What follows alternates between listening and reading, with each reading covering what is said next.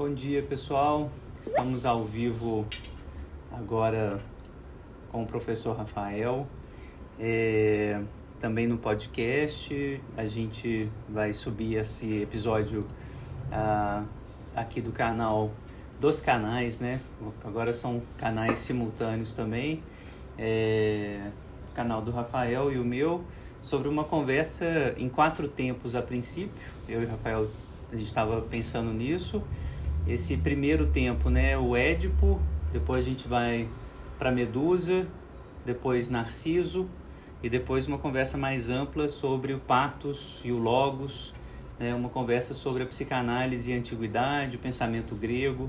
Vocês vão ter, né, para quem não conhece ainda o professor Rafael, né, ele é um especialista, né, muito querido, colega, né, teve em vários congressos comigo na UFMG, né, com PDLs. Então, uma honra te receber aqui no canal e também uma alegria estar no seu canal para gente conversar. Eu espero que dessa troca, né, meus projetos megalomaníacos prevêem livros, né, textos conjuntos, né, mais vídeos, para a gente fazer acontecer esse diálogo, que eu acho tão fundamental, né, para além de uma simples metáfora. Vou falar disso depois que você falar, Rafa. Uma simples metáfora que o Freud usa, né, assim, para falar dos romances familiares, o Édipo, né, ou o narcisismo, né, não são metáforas, simplesmente metáforas, né?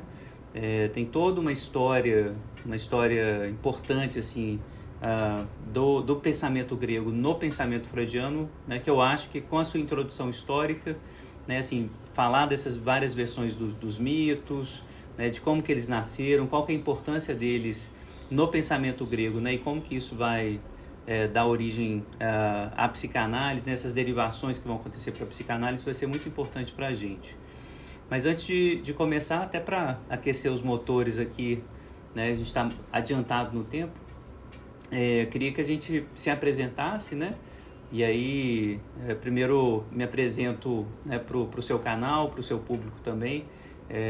Eu sou o Fábio, então, sou professor na UFMG, sou psicanalista, e coordeno esse projeto aqui nesse canal específico, Conversas Virtuais sobre a Psicanálise, que é um projeto de extensão da UFMG, cuja ideia principal é exatamente essa que a gente vai fazer: divulgar as pesquisas que a gente faz na UFMG, divulgar as pesquisas que a gente né, leva adiante, assim, para a popularização da ciência, para a divulgação da ciência, né? Meu objetivo principal, né, é conversar sobre textos acadêmicos da psicanálise. Então, meu leitor, meu, né, espectador ideal, né, aqui no canal é o aluno de psicanálise, o aluno de psicologia, o interessado no discurso acadêmico da universidade. Então, estou na UFMG, estou dando aula e estou também no consultório, né, há alguns anos. Então, esse é o meu breve currículo. Então, obrigado pela presença. Queria que você se apresentasse e a gente começa o bate-bola. Perfeito. Muitíssimo obrigado pelo convite, por essa parceria que me alegra demais. Professor e colega Fábio Belo. O Fábio é alguém que eu já conheci há muitos anos, justamente como organizador do ComPDL. Eu tenho participado, pelo menos desde as últimas 3 edições, esse que é o Congresso de Psicanálise, Direito e Literatura, que acontece lá no FMG, e que propõe esse diálogo entre as áreas de psicanálise, direito e literatura, de forma muito instigante. É um congresso muito bem pensado, cada tema é articulado em torno de um livro de literatura que traz à baila questões caras para essas áreas. E é um prazer enorme participar desse congresso, onde eu conheci o professor Fábio Belo. Depois disso, eu tenho acompanhado as atividades dele nas redes, Facebook e YouTube, com um trabalho genial. Realmente, para quem tem interesse em psicanálise, em leituras diversas, Freud, Laplanche, tem muito material de ótima qualidade, e muito me alegra essa parceria que a gente começa hoje, e pensar temas caros aos campos da psicanálise e dos estudos clássicos, a partir da mitologia antiga, sobretudo, E é tendo isso em vista, então, que eu me apresento. Meu nome é Rafael Silva, eu tenho, como professor Fábio Belo, um canal no YouTube, ele se chama Rafael Silva Letras, onde eu ofereço materiais de leitura de textos, autores, temas da Antiguidade Clássica, sobretudo grega, e alguns materiais sobre literatura, teoria literária, literatura comparada e temas afins. A minha formação, ela é da UFMG, eu sou formado em grego antigo, na graduação, letras, mestrado e doutorado pela mesma instituição, onde eu estudei Platão, a história dos estudos clássicos, alguns referenciais importantes para pensar essa matriz disciplinar, que é a dos estudos da antiguidade, tal como formada na contemporaneidade, na modernidade. E o meu canal, em larga medida, tem por objetivo também difundir, divulgar esse material para um público mais amplo, sempre nesse formato que não abre mão de uma qualidade acadêmica. Então, leitura dos textos, referenciação, apoio em comentadores, uma interpretação crítica do material, porque eu acho que a democratização do conhecimento feita de forma coerente, com qualidade, é fundamental para que o nosso país se desenvolva, que a universidade tenha a sua função social bem cumprida, bem estabelecida. E eu pretendo, assim que tiver assumido um cargo de professor universitário, que deve acontecer em breve, na sequência de alguma convocação, institucionalizar esse projeto para torná-lo também um projeto de extensão na linha do que faz o professor Fábio Belo. Ótimo. Bem, em termos de apresentação, eu acho que é isso. Excelente. Deixo aqui o convite a quem quiser conhecer o canal, basta procurar. Vá, pessoal, procurem, vejam, né? O Rafael, inclusive, recita os textos gregos em grego. Então, assim, pra gente que não sabe, é bonito só de ouvir. Então, tá lá o Homero sendo recitado, né? Trechos da tragédia sendo recitados. Então, assim, dá muita vontade de ficar ouvindo e aprender grego também. Então, tem vários comentários muito... né, em pormenor, assim, com muito cuidado, né?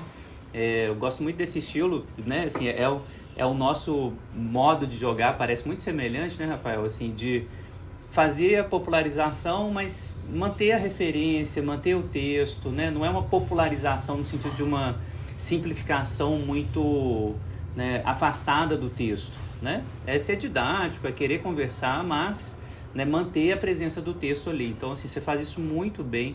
Então, recomendo que vocês vejam também um pouquinho do canal do Rafa, assim, né, os comentários dos textos clássicos em si. Vocês vão ver, né, assim, são indispensáveis na formação do psicanalista, né? Freud colocava isso muito explicitamente, né? Assim, a formação do psicanalista exige a leitura dos clássicos, né? E dentre os clássicos dos clássicos, né? São os gregos, né? Assim, a gente é inevitável passar pelos gregos. Então, leitura, né, de toda a tragédia, de toda a comédia, né? Assim, isso, né, da filosofia clássica, né, grega, isso é indispensável na formação do psicanalista. Não tem como, né, tá bem informado, né, sem essa passagem bem passada, né? Com calma, leitura bem sistemática desses textos, assim, isso é, né, um critério já do Freud, né, assim, que me parece ainda muito, muito válido, é o que funda o nosso pensamento, né? São esses textos, então vale muito a pena passar por aí. Bom, hoje a gente vai falar então sobre o Édipo, que é o texto, né, mais importante, né, assim, o que mais sobressaiu na história da psicanálise, né, o famoso complexo de Édipo. Então, antes de eu falar, né, sobre o uso desse conceito, né, o significado dele para a psicanálise, queria que o Rafael, né, até para seguir uma lógica mais cronológica mesmo, né, falasse para a gente, assim, da história desses mitos, né, quais versões do mito, né, do Édipo, um pouquinho sobre essa própria ideia do mito, né, Rafa, assim, falar pra gente um pouco sobre isso, daí eu falo e aí a gente vai pro bate-bola, sempre lembrando, né, quem estiver acompanhando a gente pode interromper a gente, manda as suas questões e a gente vai lendo aqui também pra gente conversar. Perfeito. Obrigado, Fábio. E eu faço aqui ainda a consideração de que, para a manutenção da vida desse campo, que é os estudos clássicos, as reapropriações posteriores, como, por exemplo, as feitas pela psicanálise, são absolutamente fundamentais, extremamente válidas enquanto produtividade de conhecimento. E, a meu ver, é importantíssimo que os estudiosos dessas áreas tenham diálogo para mostrar justamente o que se produz de novo, o que é, de alguma forma, recuperado no material antigo, e é nessa linha que a gente vai trabalhar hoje. Okay. A minha proposta para hoje, ela trabalha com a ideia de Édipos no plural. Isso já está, obviamente, desde o título da nossa chamada, porque me parece que se a centralidade de Édipo para o pensamento contemporâneo parece uma autoevidência, a gente tem que tentar compreender de onde vem essa centralidade, porque, a princípio, pareceria muito estranho que uma figura da mitologia grega antiga assumisse um papel de produtividade em termos teóricos para um campo do conhecimento nos dias de hoje, né? Como entender, então, o que levou a essa centralidade de Édipo? E nessa breve apresentação, eu vou começar propondo uma reflexão sobre o que é o mito, na antiguidade grega especificamente, para depois a gente entrar no que são os mitos de Édipo e propor alguns nortes para entender as suas reapropriações na modernidade. O que a gente tem que ter em mente é que a Grécia Antiga, sobretudo nos períodos mais recuados, era uma sociedade muito fundamentada no conhecimento oral. Isso por vários motivos. O mais básico deles é que a escrita, embora tenha sido conhecida em tempos anteriores e existisse em sociedades próximas, os egípcios, os hititas, os fenícios, tinha uma difusão muito restrita. E isso, então, fazia com que os modos de conhecimento dessa sociedade fossem muito baseados em práticas orais, entre elas a poesia. A poesia que, como uma forma de manifestação da memória cultural, permitia justamente o desenvolvimento de um corpus enorme de conhecimentos que eram transmitidos de geração em geração por meio de fórmulas mnemônicas que recorriam a certos ritmos repetitivos, por assim dizer, permitiam refletir criticamente sobre a realidade que cercava essas pessoas no passado. E é nesse âmbito que o mito a rede elétrica ganha uma preponderância fundamental. É do prédio. Mito, a palavra em grego antigo, mythos, significa simplesmente uma história, uma narrativa, e pouco a pouco vai ganhando o sentido de discurso, de palavra, que se especializa enquanto uma palavra devotada a contar algo acerca do passado. É assim que a palavra vai ser entendida em Homero, em Hesíodo, às vezes, inclusive com uma noção de palavra de autoridade. Já em Platão, a gente tem algumas mudanças, porque ele vai se voltar para esse material de forma extremamente crítica, e a ideia de mito como uma história fantasiosa, algo enganosa, começa a surgir.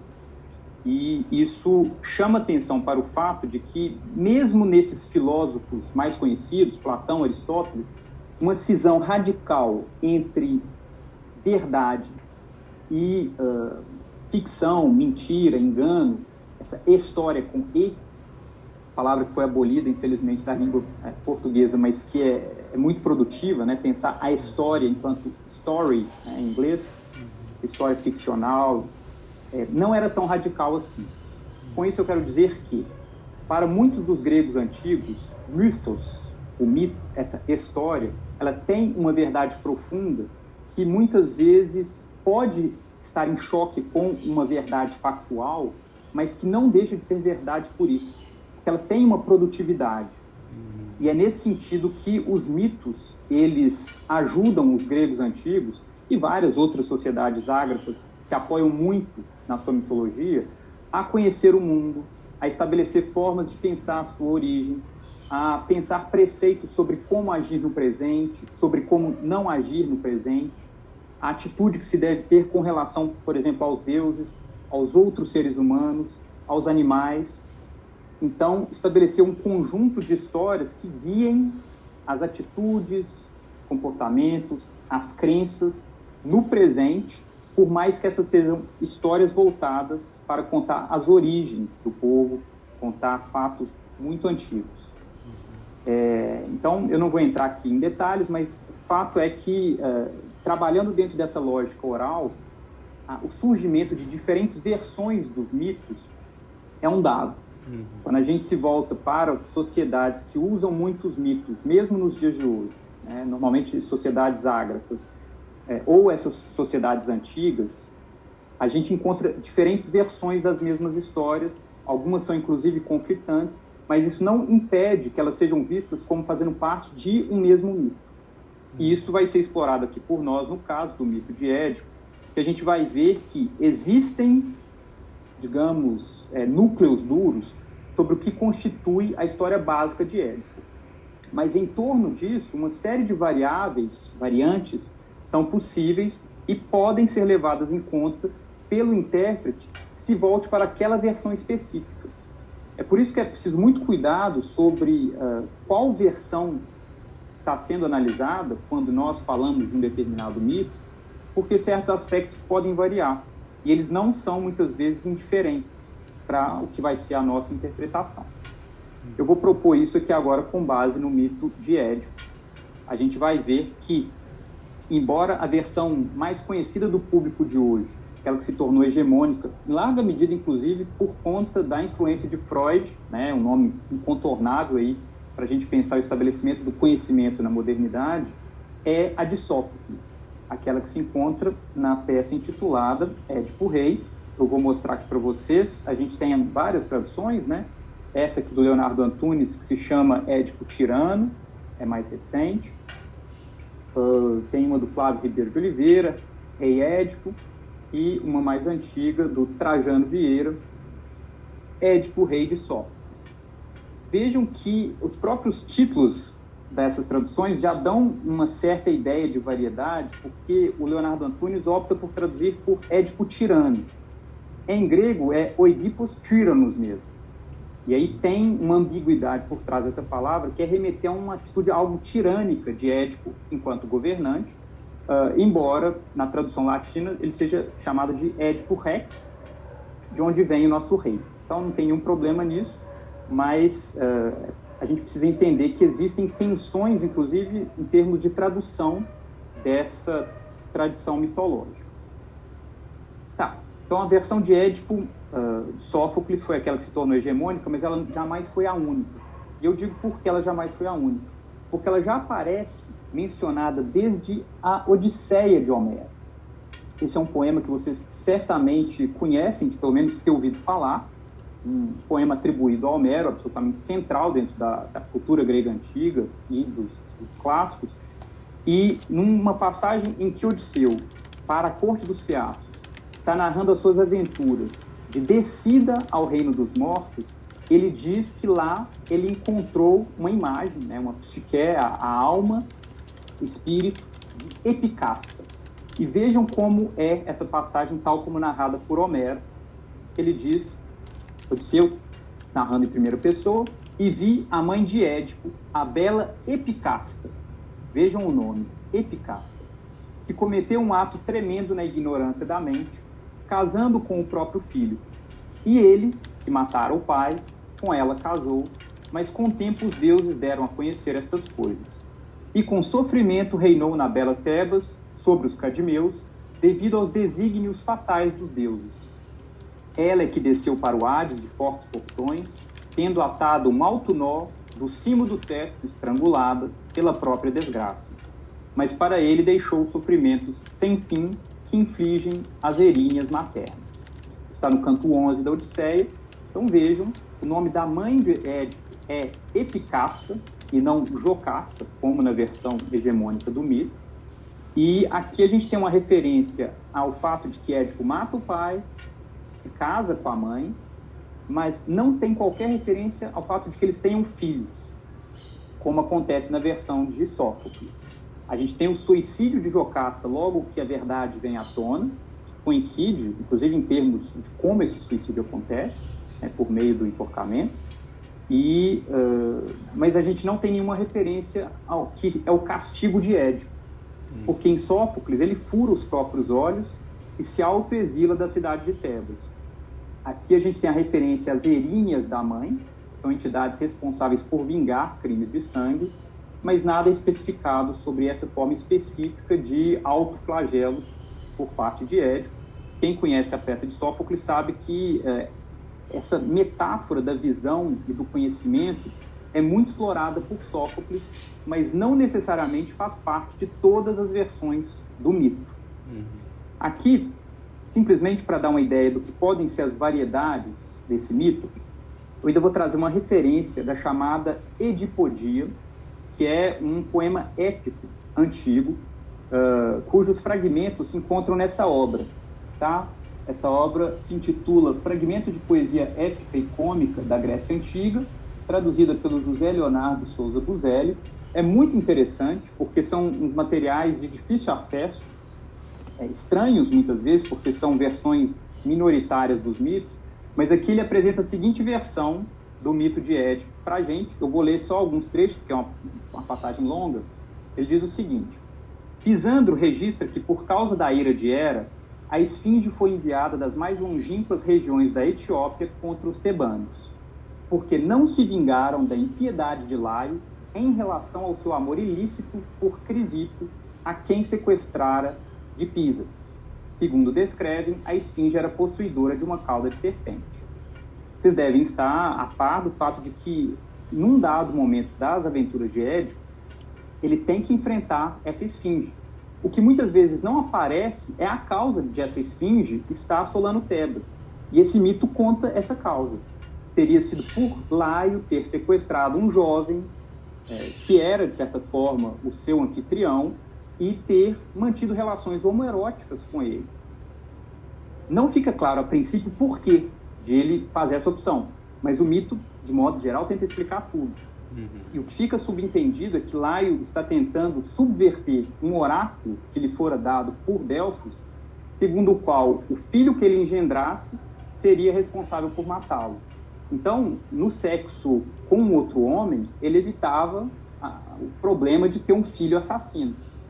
Só que, enfim, aqui o mito continua, na versão da Edipodia, ele diz, o primeiro a manter esse amor ilícito foi Laio. Crisipo suicidou-se de vergonha com a espada. Então Tiresias, que como adivinho via Laio como alguém odiado pelos deuses, tentou dissuadi-lo de se dirigir a Apolo, porque Laio foi lá tentar resolver o problema da esfinge. Tiresias diz para ele, vá, em vez disso, fazer sacrifícios a Hera, deusa dos matrimônios, porque foi ela quem você ofendeu ao assumir esse relacionamento homoerótico. Contudo, Laio desdenhava os conselhos de Tiresias. Portanto, tendo partido, foi morto com seu auriga, né, quem conduzia ali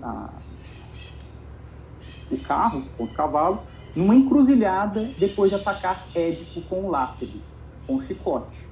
Está explicado, então, o encontro de Édipo com Laio, o assassinato do pai, de forma ignorante, sem saber que estava fazendo isso. E aí a história épica continua. Tendo-os matado, Édipo imediatamente os sepultou com seus mantos, mas tomou o cinto e a espada de Laio e os levou. Tendo voltado com o carro, deu-o a Pólibo, né, seu pai adotivo lá em Corinto. A seguir, tendo solucionado o enigma, desposou sua mãe, Jocasta. Depois disso, tendo celebrado uns sacrifícios em Citerum, retornou levando também Jocasta na carruagem. Passando ele pelas proximidades daquele local e lembrando-se da encruzilhada, mostrava o local a Jocasta, descreveu a ação e mostrou o cinto. Sofrendo terrivelmente, Jocasta ainda assim mantinha-se em silêncio, pois não sabia que Édipo era seu filho. Ou seja, ela reconhece que o seu marido atual matou o seu antigo marido, o antigo rei de Tebas, mas ela não sabe ainda que ele é o seu filho. Depois disso veio um velho cavalariço de Cício, que lhe contou tudo sobre a maneira como o encontrara, o tomara nos braços e o dera a Mero, ao mesmo tempo em que lhe mostrava os poeiros, as fraldas, e pedia uma recompensa por tê-lo salvado. E assim foi sabido tudo. Dizem que depois da morte de Jocasta, subentendido por suicídio, e de sua própria cegueira, a de Édipo, ele desposou a virgem Eurigana, de quem nasceram-lhe os 4 filhos. Essas coisas diz Pisandro, o pretenso autor desse poema épico. O que me interessa dessa versão é, por um lado, explicitar essa origem do mito de Édipo, com Laio, a prática do amor homoerótico com vistas a evitar um oráculo, a punição de Hera, a punição do próprio oráculo, né, de Delfos, que faz com que tudo aconteça, mesmo quando todos tentam revertê-lo, e a forma como esses acontecimentos se desenvolvem, totalmente diferentes daqueles que aparecem em Sófocles. Quem conhece sabe que as cenas de reconhecimento, todas essas peripécias da peça, acontecem em Tebas, sendo eles já pais de 4 filhos, né? E aí, a gente poderia citar muitas outras referências antigas. Para quem tiver interesse, eu menciono só esse livro, O Reinado de Édipo, do professor Ordep Serra, que faz referência a muitas outras versões do mito de Édipo. Eu não vou passar por elas, mas elas incluiriam versões de Ésquilo, a do próprio Sófocles, as de Eurípides, e uma que consta da biblioteca atribuída a Apolodoro. Esse é um livro que eu tenho traduzido com o professor Gustavo Frade, lá de Juiz de Fora. A gente vai publicar. É uma obra que reúne muitos mitos antigos por um compilador da própria antiguidade, tentando estabelecer uma ordem narrativa com que eles acontecem. Então, é uma boa obra de consulta sobre os mitos. Mas, para encerrar aqui a minha apresentação, eu gostaria simplesmente de dizer que a gente tem que levar em conta que o que foi feito na apropriação do mito de Édipo frequentemente diz respeito à leitura de uma versão específica desse mito, deixando de lado elementos que não necessariamente interessavam aos intérpretes naquele momento. E para fazer uma leitura contextualizada de cada uma dessas versões, seria preciso levar em conta não apenas os detalhes de formulação dessas versões, mas também o contexto em que elas circulavam. Para situar simplesmente um exemplo muito básico, quando Jocasta, na versão de Sófocles, faz referência a um sonho, né, de que jovens com frequência sonham, se deitam com suas próprias mães, e que a gente não precisa se preocupar com isso, porque quem não se preocupa com esse tipo de detalhe segue com a vida muito melhor. A gente precisa se perguntar, mas o que significa sonhar na antiguidade? O valor do sonho era o mesmo que nós, hoje, depois da psicanálise, concedemos ao sonho? E a resposta é não. O sonho na antiguidade era uma forma de diálogo direto com a divindade, e Jocasta, nessa cena, é representada como uma pessoa impiedosa que está se contrapondo a uma forma tradicional de diálogo com o divino, como ela apresenta, em outros momentos da peça, uma atitude de irreverência com os adivinhos, de irreverência com os oráculos, e não levar isso em conta me parece possível em termos de interpretação, mas não de interpretação específica da peça, de interpretação historicizada da peça.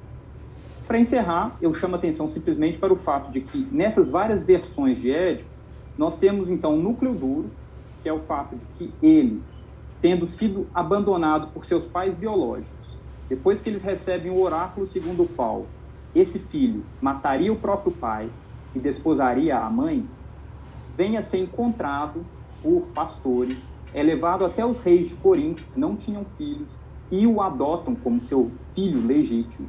Ele é criado como filho e legítimo herdeiro do trono de Corinto, mas, por acaso, e aí as versões podem variar, ele vem a saber que ele não é, que ele vai matar, por meio do oráculo, ele vem a saber que ele vai matar o próprio pai e desposar a própria mãe, e decide não voltar para Corinto, porque efetivamente aqueles que eram seus pais, para todos os efeitos, eram os reis de Corinto.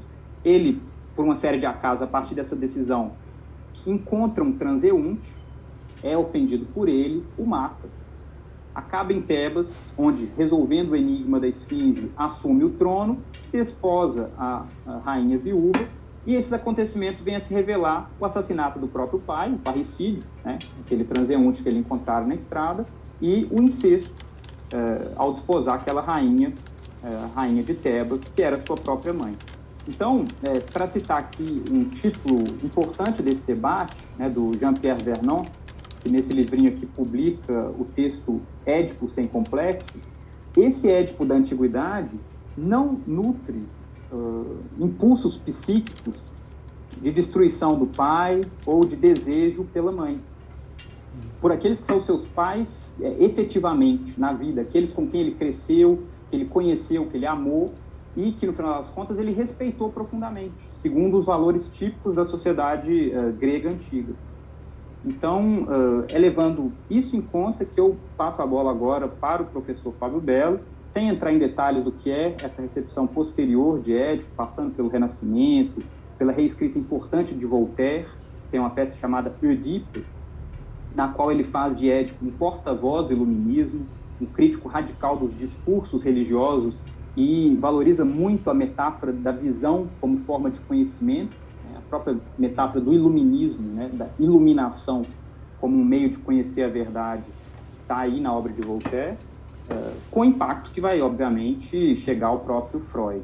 Mas obrigado, Fábio, a palavra é toda sua, valeu demais pela oportunidade e comecemos o diálogo. Vamos lá, eu adorei, e quando eu li seu texto, eu fiquei chocado, eu não sabia que o Voltaire tinha escrito um Édipo, e um Édipo racionalista, iluminista, que é exatamente a crítica, pelo menos que o Sófocles vai fazer, né? Tipo assim, o Édipo é racional demais, ele acha que dá conta de tudo com a razão, que acha que pode, assim como o pai, vencer o oráculo, vencer, né, os deuses, né? Então, essa é uma pergunta que eu já deixo para você voltar um pouquinho adiante, Rafa, assim, essa peça, eu vou falar muito da versão do Sófocles, né, que é a versão que eu tenho na mão e reli, ela é uma peça, tô lendo muito baseado no Vernon, né, na interpretação do Vernon, é uma peça político-religiosa, né? Sófocles é um autor político-religioso. Ele está escrevendo uma tragédia para ensinar o povo ali, o espectador, a dizer, olha, respeitem os deuses, respeitem os valores que fundamentam a polis. E esses valores são religiosos. Os nossos valores morais são religiosos. Então, a obediência, a piedade, né, a saber que você é muito menor, né, que os deuses, que você não domina a sua existência. Isso é absolutamente indispensável para você existir aqui, né, na polis como cidadão grego, né? Você tem que obedecer. Isso vale para o Édipo, isso vai valer para o Creonte depois, que fecha o ciclo. Então, a ideia, né, da tirania, né, é essa, olha, se você não cuida de si mesmo a partir da piedade, né, a partir desses valores divinos, né, religiosos aos quais você deve obediência, você se torna um tirano.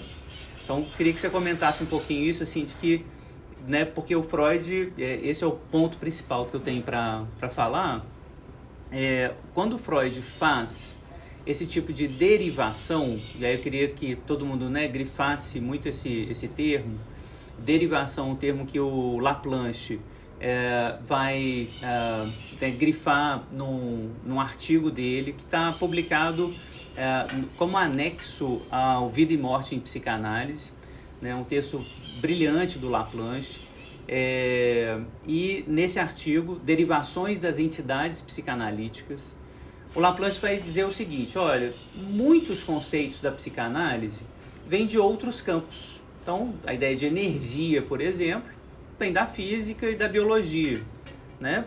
Todo mundo sabe, e é possível, né, absolutamente dizer que nós temos energia psíquica. Energia psíquica.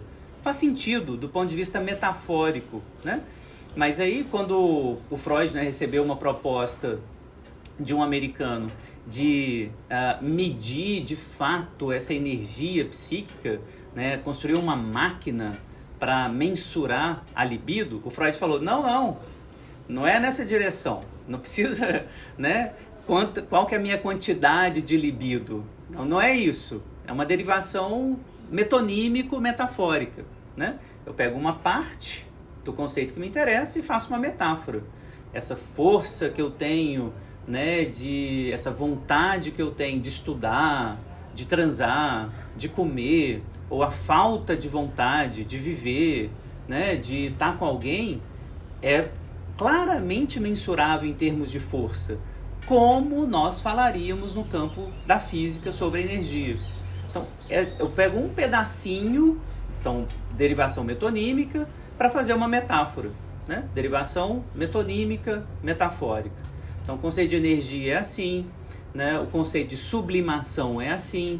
A ideia de sublimação, né, da passagem de um estado para outro na química, ele vai fazer o mesmo tipo de derivação metonímico-metafórica, e vai fazer isso muito radicalmente na derivação da mitologia, né, do uso dos termos mitológicos para metáforas importantes do que a gente pode chamar, né, dos complexos, né, ou dessas formações quase estruturais que para o Freud vão ser absolutamente indispensáveis. Édipo é uma dessas derivações. Ele pega uma versão, um pedaço dela, né, metonimicamente, e faz uma derivação metafórica. Então eu pego um pedacinho da tragédia do Édipo, então eu esqueço a história do Laio, eu esqueço a história política, eu esqueço a história religiosa. O Freud não comenta isso, ele não vai falar nada dessa história, e vai falar, eu vou ler o Édipo como a família burguesa do século XIX. A família do Édipo é uma família burguesa vitoriana. E a problemática que o Édipo vive é uma problemática burguesa. Me ajuda a revelar, né, a problemática inconsciente que acontece efetivamente dentro da família burguesa. Então, essa derivação epistemológica é uma operação extemporânea. A primeira coisa que a gente tem que, né, dizer, o Freud não está interessado, né, como o Vernant vai mostrar, em ser justo com os gregos nesse sentido. Nossa, o Sófocles é um autor religioso, político religioso. O Freud não está minimamente interessado nisso. Ele está dizendo, olha, o Sófocles vai me ajudar a falar sobre a família burguesa, né? Então, ele é de uma extemporaneidade radical. Tipo assim, eu estou sendo totalmente anacrônico, totalmente. Não me interessa, né, o que o Sófocles queria dizer naquele contexto específico.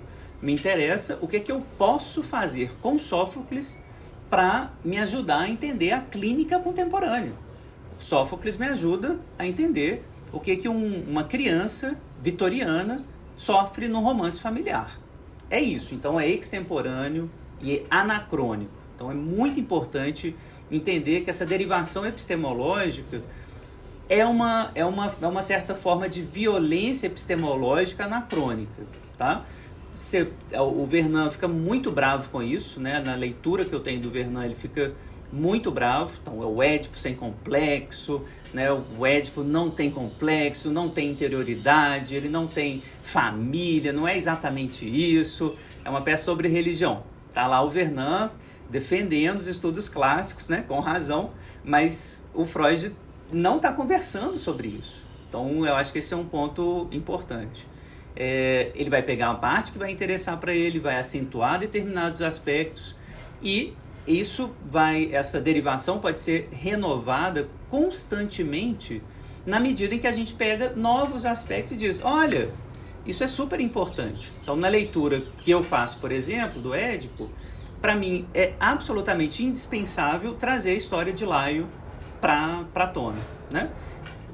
Uma das leituras, né, Rafa, também, segunda pergunta, estou deixando várias aqui para você voltar, é que o romance dele com o Crisipo, né, o Crisipo, né, não sei como é que pronuncia certo, ele é um romance que a questão, primeiro, é para evitar os filhos, como você falou, né? Segundo, é contra as leis divinas, não evidentemente por conta da homossexualidade, que era o amor padrão, né, paradigmático entre os gregos, né, assim, o amor de fato era entre dois homens, né, mas porque houve um sequestro, houve uma violência, né, tipo, o Laio era um soberano, era um rei, era, né, um tirannós, né, e foi lá e sequestrou o Crisipo, né, pegou contra a vontade dele, ou seja, fora das regras político-religiosas, que organizavam o amor entre dois homens. O amor entre dois homens, ele tinha uma dinâmica político-religiosa muito importante. Você formava, fazia parte da paideia do menino, né? O menino, ele era educado por um homem mais velho. Ele era educado, né, em toda a afrodisia, toda a arte do amor, toda a erótica, mas também para todo o jogo político que viria. Era um processo de formação, paideia. Era um processo de formação que não podia ser feito de maneira violenta. Era todo um jogo político, né, para conquistar um menino mais novo, etc. Então, eu acho que esse é um elemento importante, se você puder falar um pouquinho mais sobre isso, porque, né, o Laio está o tempo inteiro aparecendo nessas outras versões, nas versões, né, do Édipo, e o Freud não menciona, né? Acho que isso é um aspecto absolutamente recusado pelo Freud, e eu penso nessa recusa, né, tendo efeito também na leitura que a gente faz do Édipo. O Freud vai, obviamente, se centrar na híbris, né, do Édipo, essa desmedida do Édipo, que recusa completamente, né, o poder dos deuses sobre ele, né, também a mesma híbris do Laio, né? Então, uma híbris que é passada, né, de pai para filho, por assim dizer, uma transmissão que interessa no pensamento do Laplanche muitíssimo, né? Assim, isso que é passado, né, enquanto mensagem, né, de pai para filho. Então, efeito, né, que eu grifaria de imediato dessa derivação epistemológica do Édipo é um desvio para a interioridade. Então, a gente esquece completamente a dimensão político-religiosa e lê o Édipo como um romance da interioridade, né? Algo que está acontecendo no interior de um sujeito, né? A partir dos seus desejos individuais, muito singulares, né? Que, nesse caso específico, vão poder ser universalizados, né? Então, os desejos de um menino pelos seus pais, né, que tá dentro do campo que a gente vai poder chamar o campo da incestualidade. Tá? Então, o principal efeito dessa derivação é isso, um desvio para a interioridade, né, e a própria, o começo, né, da fabricação dessa ideia da incestualidade como um problema, a incestualidade como um problema mortífero demais, um problema inevitável, né?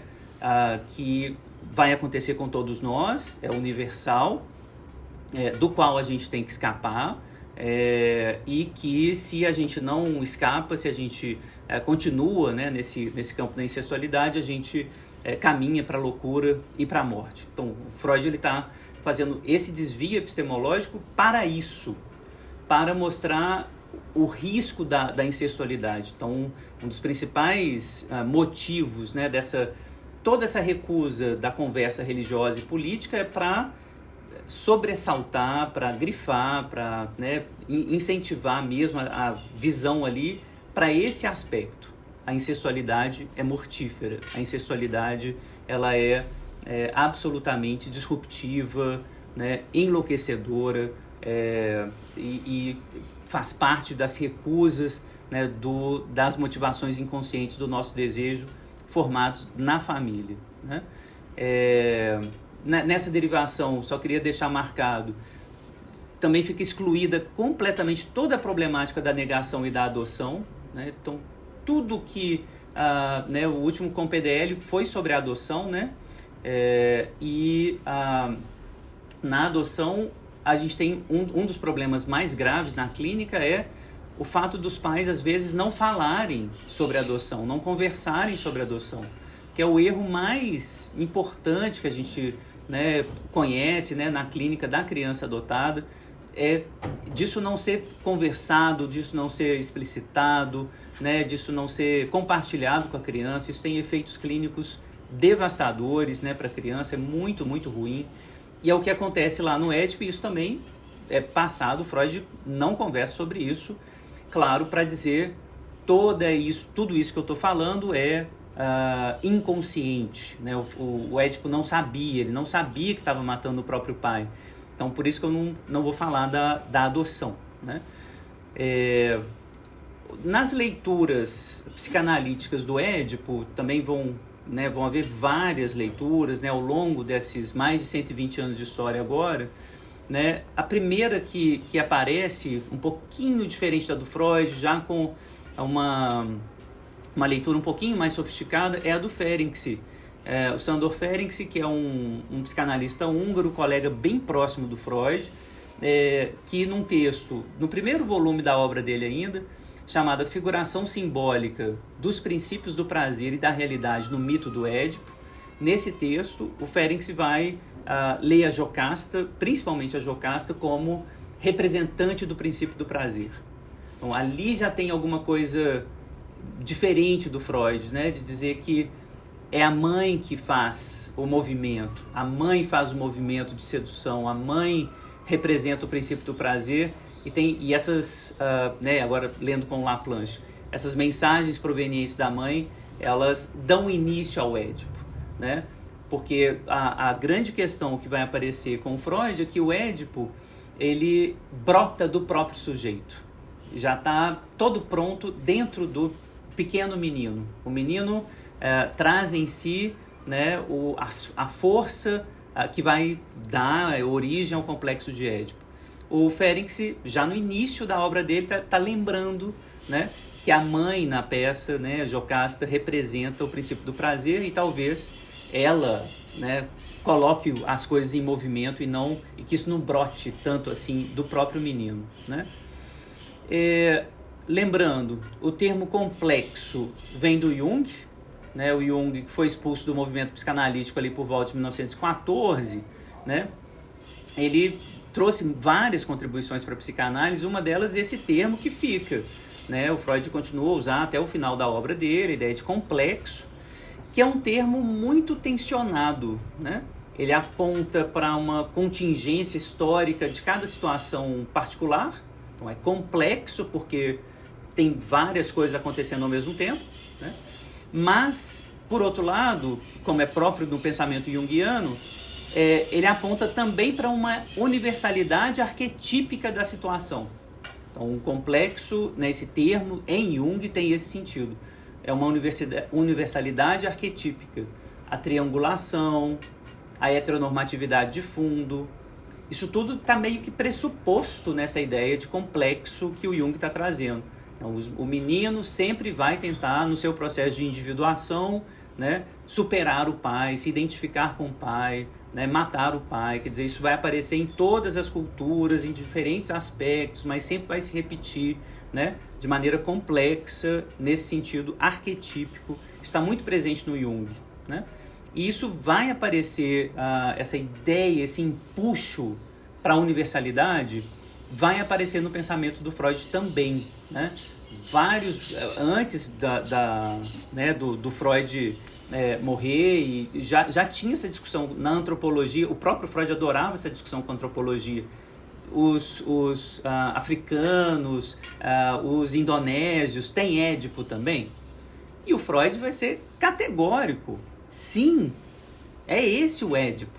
Matar o pai, comer a mãe. Então, entre indonésios, africanos ou japoneses. Essas coisas têm pequenas variações, mas assim, eu vou ver Édipo em tudo. E neste formato, heteronormativo, parricida, incestuoso. Sempre. O Freud vai impedir, muito cedo, qualquer outra nomeação que articule complexo com uma outra mitologia, por exemplo, complexo de Electra. Ele não vai permitir, ele proíbe isso no movimento psicanalítico. Então, o que poderia ser evidente, até para ampliar a não universalidade do Édipo como central, mas o Freud tomou uma decisão absolutamente ad hominem e falou, não tem outro complexo, é só o complexo de Édipo. O máximo que ele cedeu, que é um complexo anexo ao complexo de Édipo, é o complexo de castração, e é só. Então, os usos do termo complexo é interessante porque, assim, é muito tentador falar em complexo de Electra, né? Complexo de Hércules, complexo de Fênix, complexo... É muito tentador porque É exatamente isso que a derivação do Édipo fez. Olha, tem um complexo do Édipo aqui. Olha só como que a gente pega essas versões e a gente pode pensar na complexidade dessa história para pensar metaforicamente a complexidade da incestualidade, a complexidade dos romances familiares. E a gente poderia, obviamente, fazer o mesmo, né, com todos os mitos. Complexo de Narciso, complexo de Medusa, complexo, enfim, infinito. Mas o Freud proibiu, né? E essa proibição é ad hominem mesmo, assim, é porque eu quis. Não vai. Édipo é o central. E eu acho que isso também tem um motivo e a gente precisa conversar sobre isso, né? Então, uma discussão enorme sobre essa universalidade do Édipo, né? Vai aparecer esse transculturalismo no próprio pensamento do Freud, então é transcultural, é algo arquetípico, né? Contrário ao próprio pensamento do Freud, né? O Jung foi expulso do movimento psicanalítico por conta disso, né?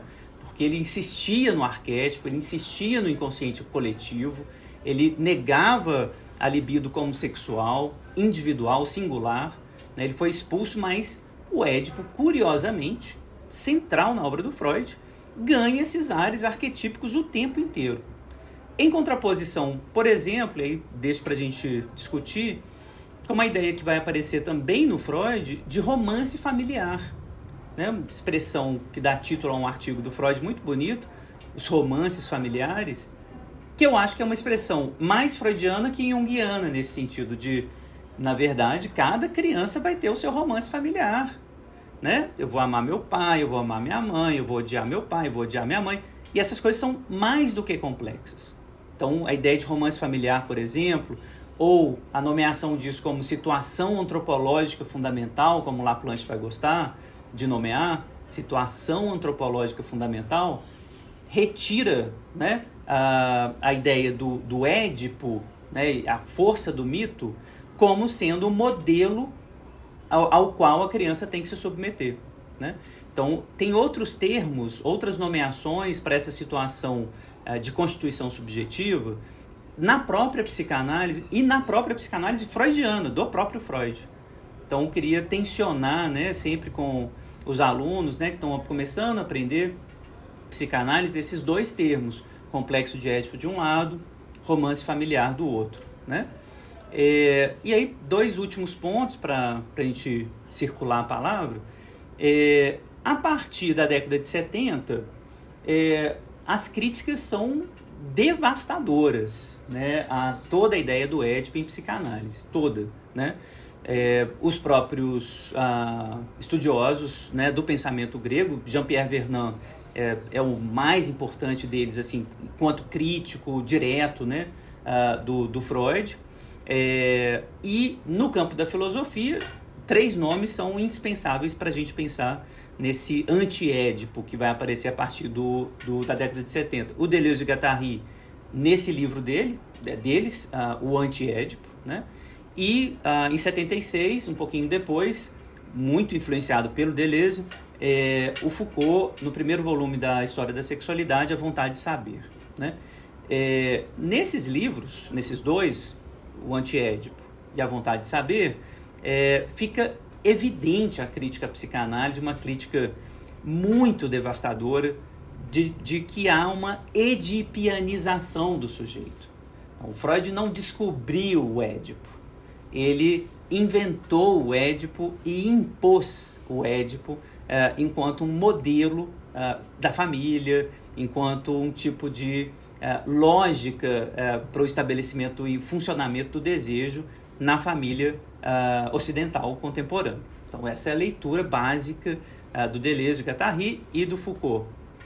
Com Laplanche, né, final da década de 90, começo do século XXI, últimos textos do Laplanche, isso já estava claro também assim, no início da década de 80, com o Laplanche, né, na problemática sobre a castração. O Laplanche ele sempre desconfiou, e eu acho claro, né, muito leitor do Foucault, enfim, tá ali na França, no miolo, né, dessas críticas. O Laplanche acolheu muito dessas críticas e no final da obra dele isso vai aparecer muito claramente. O Édipo é um código. né? Aí o Laplanche tem esse texto maravilhoso, né? Édipo e castração como códigos tradutivos, né? Então, acho que coroa assim, todo um movimento psicanalítico, né, da história da psicanálise que vai, né, desde o Édipo é uma grande descoberta natural, filogenética, né? O Freud descobriu uma força filogenética, né, natural, que organiza o nosso desejo, até a leitura do Laplanche, né, a primeira década do século XXI, para dizer nada disso. O Édipo está do lado do recalcamento, o Édipo está do lado da repressão, o Édipo está do lado de uma narrativa tradutiva do nosso desejo, que organiza o nosso desejo. O desejo é amplo, né? O Laplanche não vai dizer como Deleuze e Guattari, um desejo é maquínico, mas o Laplanche certamente vai dizer, né, o desejo não tem nome, né, não tem uma historinha, né, como Freud muitas vezes quis né, passar para a gente essa ideia, né? Então, queria, né, finalizar dizendo isso. Essa derivação política, essa derivação epistemológica, ela é política também. Ela é clínica, né? Ela é moral, ela é política também. Então, quando a gente fala do Édipo como um desejo inato, né? O Freud vai falar disso no Totem Tabu, por exemplo, né? Muito articulado ao mito da horda. Quando ele fala isso, ele está mostrando, construindo uma versão da masculinidade, uma versão do desejo dos homens, principalmente dos homens, né? Muito heteronormativo, por exemplo. E isso está criticado, né, ao longo do século XX como um todo. Tá? Então, é uma derivação epistemológica, não acontece sem efeito, né? Então, por isso é importante retomar os mitos, né, ver o que o Freud deixou de fora, o que ele pegou ali como uma operação metonímica, né, para enfatizar determinados aspectos e não outros. Tá? Bom, então era isso. Pessoal, para quem está acompanhando aí a discussão, palavra aberta, se vocês quiserem comentar, criticar, conversar, podem ir mandando as perguntas. Rafa, o que você acha assim, desse aspecto político-religioso? O que você fala? Porque o Vernant deixa muito explícito isso, né? Tipo assim, o Sófocles é um autor religioso, assim, não dá para ler Sófocles tão extemporaneamente, anacronicamente, e dizer, não, tem nada de religioso, o Sófocles está falando da família ali. O que você fala disso? O que você sente sobre isso? Obrigado pela belíssima apresentação, Fábio, que além de trazer muitas referências para quem se interessa pelo tema, ajuda a esclarecer as questões pelas quais às vezes a gente passa muito rápido. E retomando essas suas colocações, me parece que pensar essa dimensão do político-religioso, não apenas do Édipo Rei, não apenas de Sófocles, mas de basicamente todas as manifestações poéticas da antiguidade, pelo menos até o período clássico, depois também do período helenístico, é fundamental. E me parece que, em larga medida, a leitura que a modernidade fez a partir do Renascimento desse material trágico, ela é muito calcada na interpretação de Aristóteles na poética. E o problema é o seguinte: o Aristóteles ele propõe uma leitura que a gente poderia quase chamar de estruturalista avant la lettre desse material. Ele tenta pensar a tragédia enquanto um enredo, que tem personagens que agem, né, no sentido de algumas ações básicas, em que essas ações conduzem a um certo desfecho, independentemente do contexto em que esse material era apresentado. Esse material era apresentado em festivais, em honra a Dioniso, no âmbito da cidade de Atenas, em que honras públicas eram declaradas. A gente tinha todo o esplendor ali do Império Ateniense, que naquele momento estava em vigor, na bacia de todo o Egeu, e Aristóteles parece desconsiderar isso na interpretação que ele propõe da tragédia. E o problema é que a gente perde uma série de dimensões fundamentais para a compreensão do que estava em jogo ali, como as que você destacou muito bem.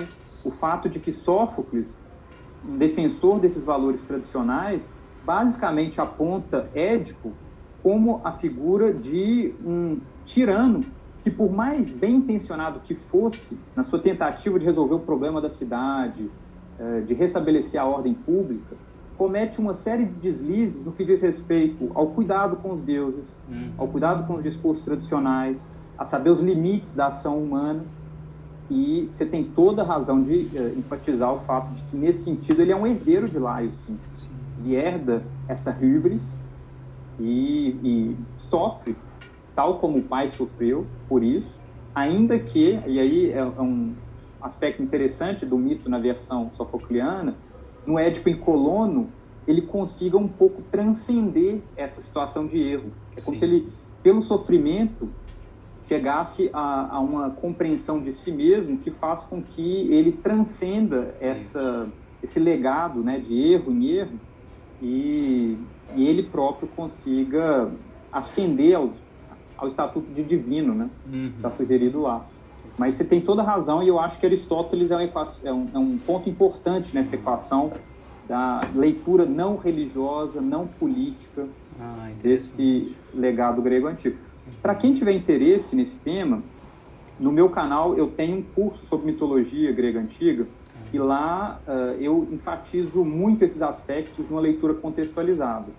Porque, ao contrário do Vernant, eu, obviamente, como ele, sou um defensor da leitura contextualizada das obras, tentando entender o que os autores estavam propondo naquele momento, mas eu entendo muito bem o que o Freud está fazendo.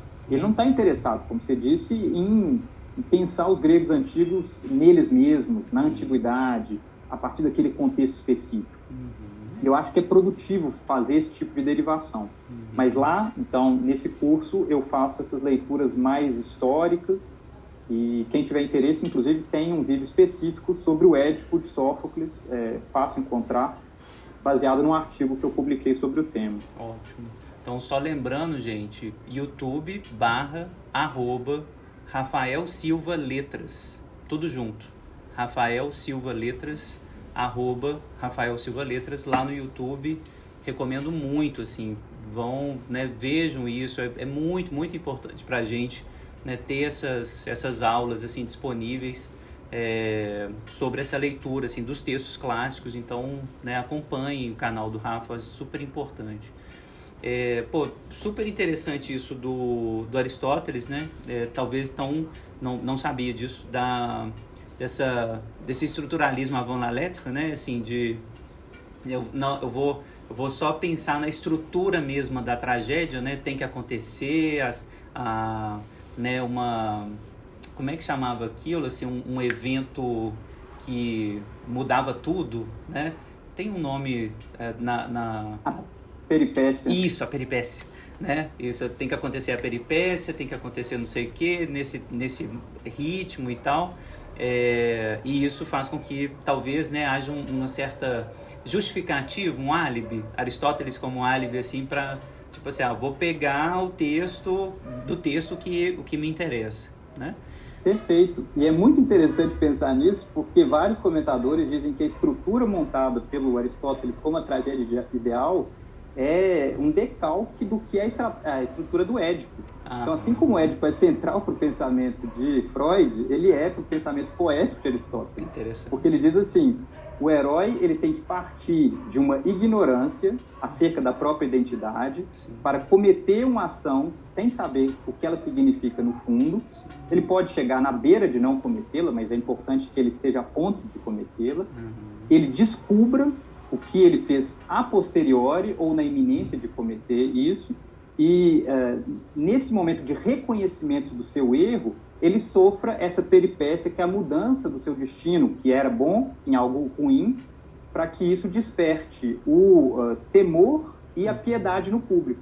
Temor, porque nós, enquanto público, podemos ser ignorantes da nossa própria identidade, cometermos erros da mesma ordem, mas piedade porque a gente se apieda desse que ignorantemente cometeu um erro como matar o próprio pai, esposar a própria mãe. Perfeito, ótimo. Comentários aqui da Nadir, cheguei quase agora, mas estou achando ótima a análise que fez da questão do mito edipiano. somos constituídos de linguagem nesse sentido, o outro coloniza o outro, o grande outro coloniza o outro, o pequeno outro. Os mitos sustentam os sistemas. Vou comentar isso, Nadir. Eu teria críticas a essa leitura. A Sara está falando aqui que os cursos de mitologia do Rafael são fundamentais. Parabéns pelo trabalho, concordo, Sara. Nadir, eu acho que essa leitura, né, assim, da gente ser constituído como linguagem, dos mitos sustentarem os sistemas, para o Laplanche, pelo menos, né, assim, eu acho que tô muito próximo do Laplanche, eu coloco a linguagem como algo que constitui o sistema consciente pré-consciente, né, que constitui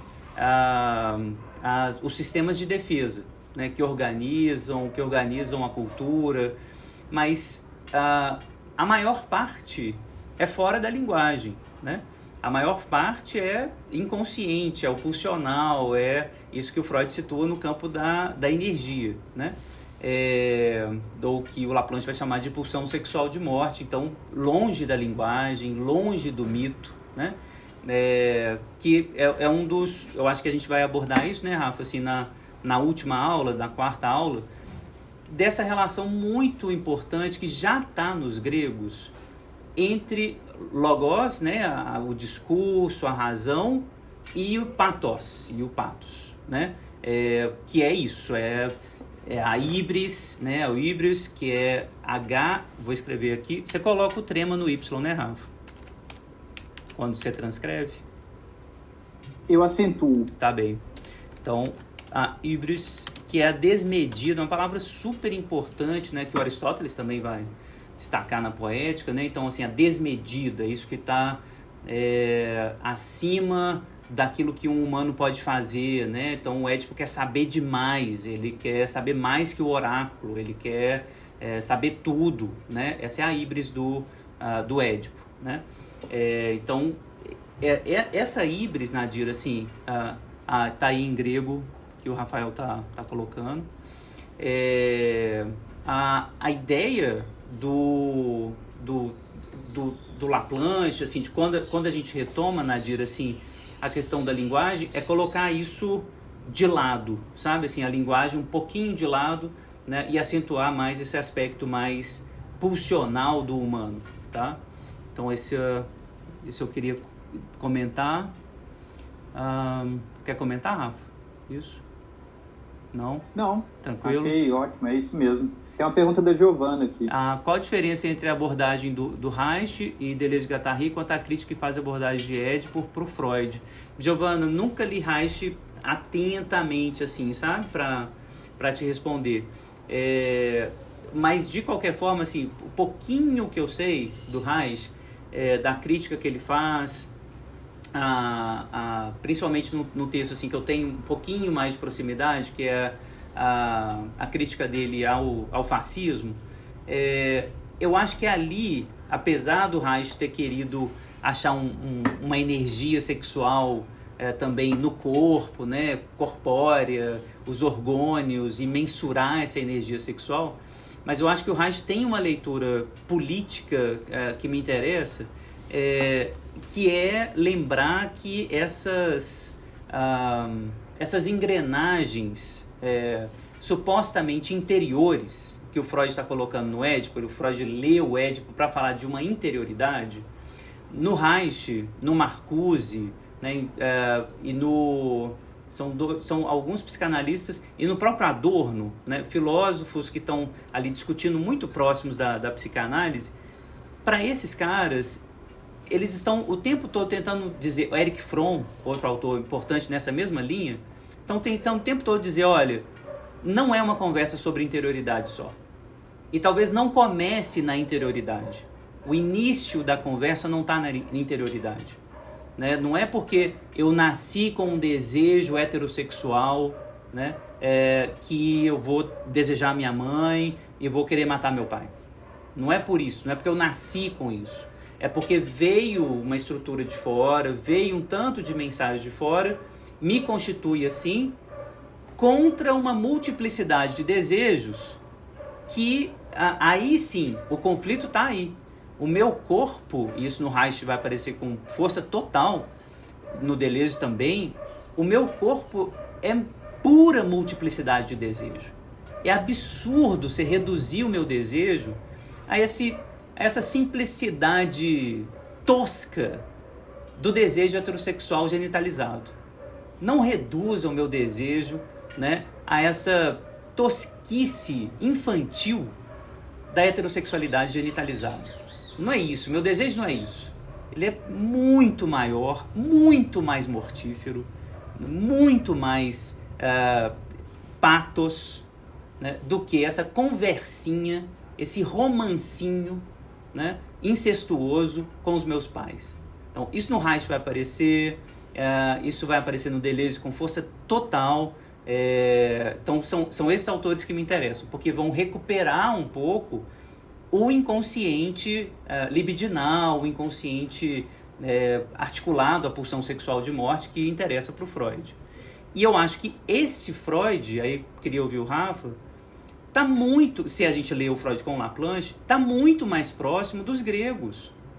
Pensando na noção de esparagmos, né, nos bacanais, no que acontece nos festivais a Dionísio, né, a ideia de que o desejo não pode ser controlado, de que a gente não está sob controle do desejo, que o lugar da razão é sempre menor diante dessas forças religiosas, mas forças também do próprio desejo, né? Assim, os deuses, aí eu acho que isso que eu queria te ouvir, Rafa, os desejos, né?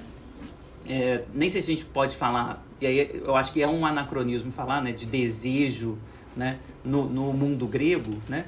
Mas enfim, os desejos estão articulados ao pathos, né? Estão articulados à híbris, estão articulados a essa falta de domínio da razão, né? Você acha que é por aí?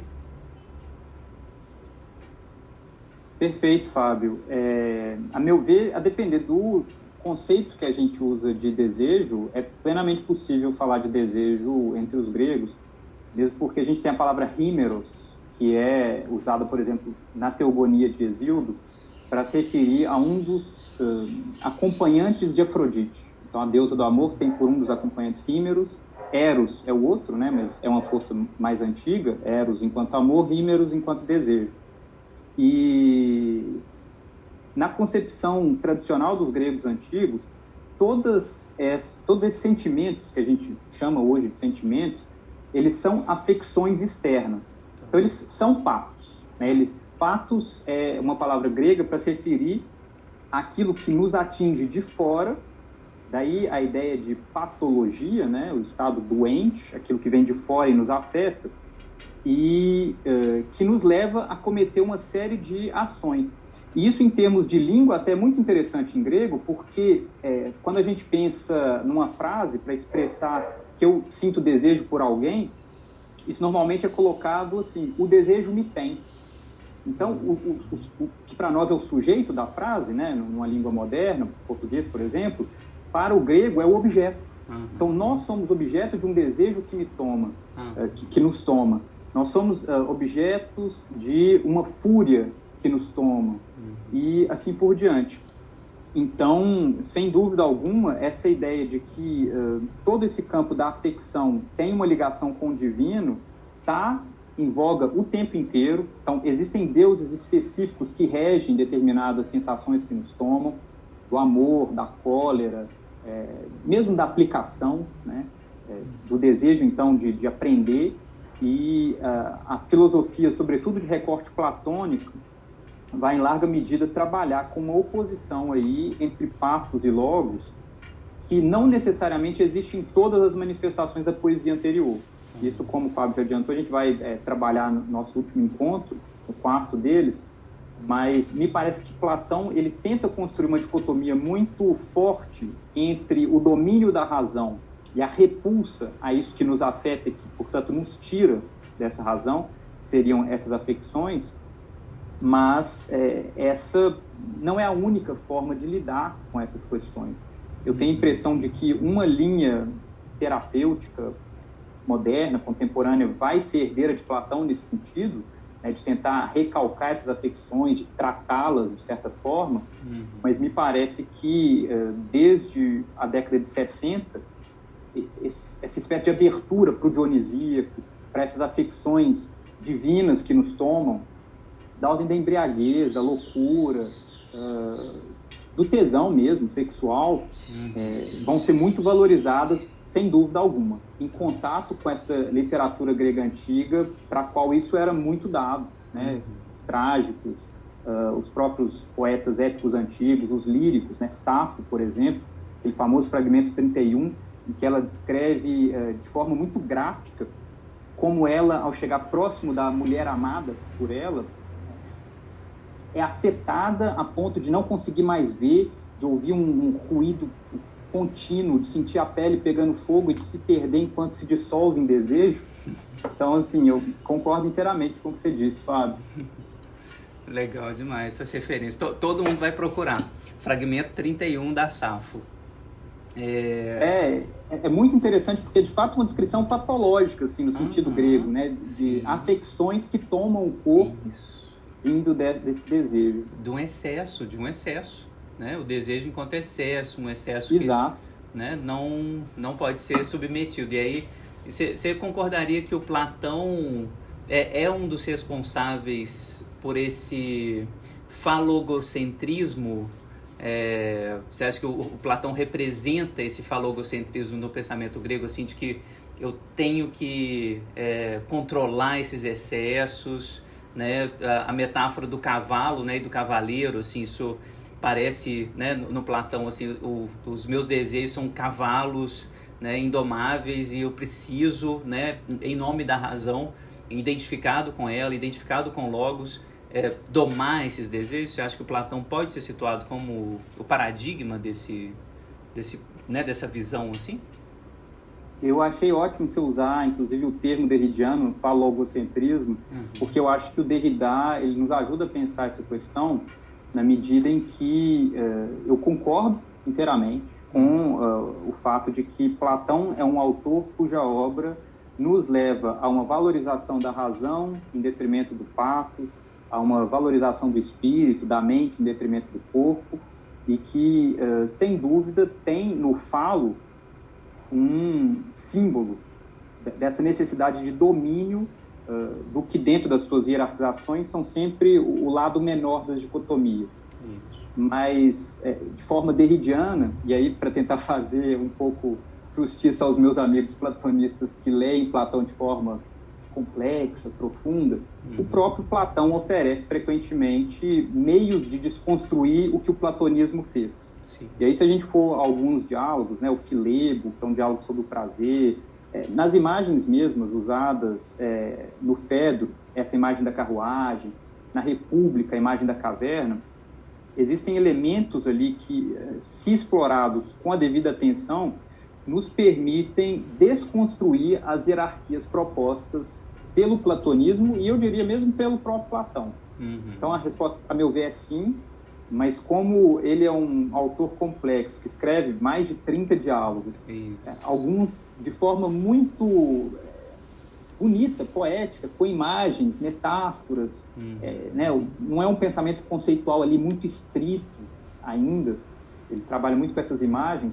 A meu ver, há aberturas para pensar um além do que foi feito nessa chave falogocêntrica pelo platonismo. Muito legal. É isso, né? Voltar ao texto também para evitar também essa leitura muito rígida, né? Porque, assim, de maneira geral, o pensamento francês, né? Foucault, Derrida, Deleuze, assim, estão pegando Platão, tadinho, e descendo a ripa nele, né? Dizendo, falogocêntrico, o cara quer expulsar os poetas da República, tem medo da poesia, tem medo da literatura, e é o nosso mundo é isso aqui, né? Tá sobrevalorizando o discurso, é um falocêntrico, né? É o início do racionalismo, etc. Mas se a gente pega outros textos, a gente lê o Sócrates, né, ali, que ele fez questão de trazer, né? A gente vai ver outras coisas ali também, né? Mas, para voltar ao Édipo, eu acho que tem alguma coisa de falogocêntrico, só para pegar esse termo, né? O termo é do Derrida, gente, assim, para quem não ouviu ainda esse termo, né? Falogocentrismo é um neologismo que o Jacques Derrida inventa, para criticar um tanto de coisa junto, assim, mas principalmente uma linha de pensamento que vem desde os gregos, né, e é muito fortalecido pelos sistemas de dominação masculina ao longo de todos esses séculos, em particular o século XIX em diante. Então ele vai pegar esse termo, falogocentrismo, para dizer, olha, tem sistemas de poder que vão, ao mesmo tempo, articular o imperativo da razão, o imperativo da linguagem e o imperativo de tudo que gira em torno desse poder fálico. Poder dos homens, né? O falo enquanto representante metonímico dos homens, né? Representante do pênis em ereção, do poder dos homens, né? Do poder penetrante e mortífero dos homens, tá? Então, ele está falando disso mesmo. E eu acho que o Édipo, e a leitura que o Freud faz do Édipo, é uma leitura falogocêntrica nesse sentido, nesse duplo sentido. O Freud deixa de lado tudo do patos, da híbris, né? Deixa de lado o Édipo em Colono, né? O Freud praticamente não menciona Édipo em Colono. Então, assim, isso que vem depois de aprendizagem, o Édipo cego interessa muito para a psicanálise, né? O Édipo que finalmente vê, né, quando está cego, né? Esse Édipo interessa, porque é o Édipo que vai vir de uma análise, né? Então, esse Édipo do patos, e tomado pelo patos, e que aceita finalmente o lugar do patos, né, interessa para a psicanálise, porque não é o Édipo que está, nossa, eu sou o representante do Logos, eu venço a esfinge, eu sei todos os enigmas, né? Esse Édipo logocêntrico, ele vai cair, ele vai se cegar, ele vai entender finalmente o que o Tiresias está dizendo, né? Então o Édipo em Colono interessa para a psicanálise e o Freud deixou ele de lado. E ele é obviamente falocêntrico, né? Porque ele vai ser tomado como paradigma, né, do Édipo em geral, tanto no impedimento que o Freud vai fazer, né, de falar em Electra, por exemplo, que eu acho até correto, porque o mito de Electra não é par e passo, né, não coincide nas mesmas camadas, né, na mesma lógica que o mito do Édipo, mas o Freud impede, vai falar o Édipo das meninas, né, e vai ter que fazer um tanto de torção para fazer caber o Édipo nas meninas, né, de que esse amor pela mãe inicial, né, das meninas vai ter que ser desviado, né, pro amor do pai depois, enfim.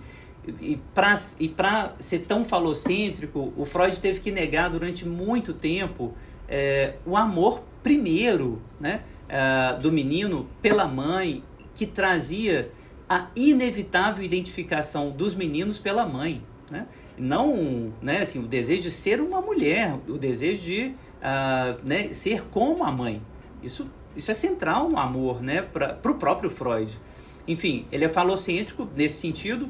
Um detalhe importante, né, o termo invertido vai aparecer na própria obra do Freud para falar da homossexualidade. Então, o Édipo invertido, observem como que é falocêntrico, gente. Quando eu falo Édipo invertido, eu já estou dando um sinal, eu estou marcando o Édipo lá. Se o menino se apaixonar pelo pai e quiser matar a mãe, ele fez um Édipo invertido. Então tem um Édipo normal, tem um Édipo, né, que esse é o padrão? Tem. É isso que o Deleuze vai falar. É isso que o Foucault vai criticar. Eles vão, né, bater no Freud por conta disso. Pô, mas aí você vai falar de Édipo invertido? Então você está falando de um desejo natural?